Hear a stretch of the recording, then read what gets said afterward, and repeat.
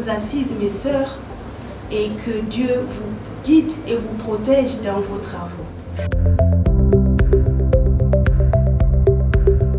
Le dialogue national, on a voulu l'organiser afin d'amener les femmes, de rassembler les femmes, de les réunir pour qu'elles échangent, qu'elles puissent se parler entre elles, partager leurs avis sur la situation de notre pays.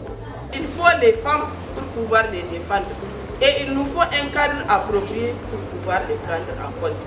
C'est pas trop apaisanti sur le thème parce qu'on a parlé de besoins cruciaux. Pendant ce dialogue féminin, l'ONG FAD a réuni 60 femmes venues des 8 régions du Niger, dont 28 femmes et filles des 7 régions et 32 femmes de Niamey.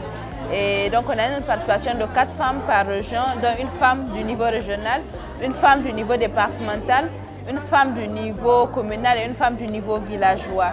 Et ces femmes ont été choisies sur la base de critères qui ont été prédéfinis par FAD relativement à leur niveau d'influence, leur engagement pour les droits des femmes et leur leadership.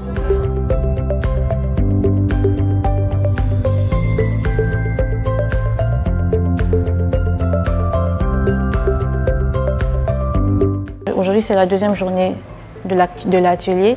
Et hier, nous avons eu le témoignage de beaucoup de dames, c'est-à-dire que nous avons eu nos aînés comme Madame Barry, Madame Hélène Aïka. Elles étaient là pour nous parler du 13 mai, de l'importance que le ministère de la Promotion de la Femme et de la Protection de l'Enfant a pour elles, parce qu'elles étaient là depuis la création.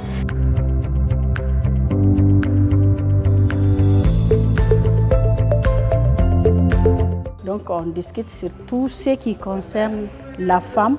D'abord, identifier les problèmes qui touchent en particulier la femme et ensuite chercher à trouver des solutions. Insuffisance de la prise en charge et de la gratuité des soins de santé des femmes et des enfants, y compris... Qu'est-ce que les femmes attendent de nouvelles autorités?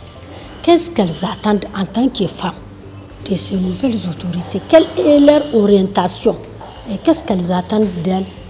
Parce que la situation sociopolitique du Niger a changé, donc il doit y avoir de prise en compte de certaines de la situation des femmes. Et nous, en tant que femmes, en tant que mères, donc, on a des propositions, on a des orientations qu'on veut soumettre.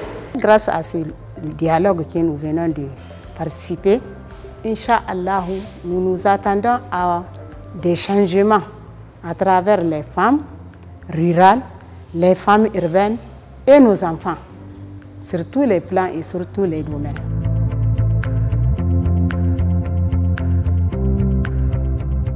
Nos attentes, c'est que les autorités prennent en compte les préoccupations des femmes et de leurs enfants. Parce que de toutes les façons, on ne peut rien faire quand on laisse les femmes, comme je le dis, en marge des décisions. Il faut qu'on les prenne en compte. Il faut qu'on les associe aussi dans la marche. Il faut qu'on les associe aussi dans la gestion du pays pendant cette période. Parce que la femme, en temps de conflit, en temps de guerre, c'est elle qui paye les plus lourds tributs. Et là, toutes les femmes ont donné les recommandations essentielles à mettre ensemble et à soumettre aux grandes autorités afin qu'ils sachent que les femmes du Niger sont là et ont besoin de voir leurs droits acquis se maintenir, mais également des grandes réformes qui puissent militer en faveur des droits des femmes et des enfants.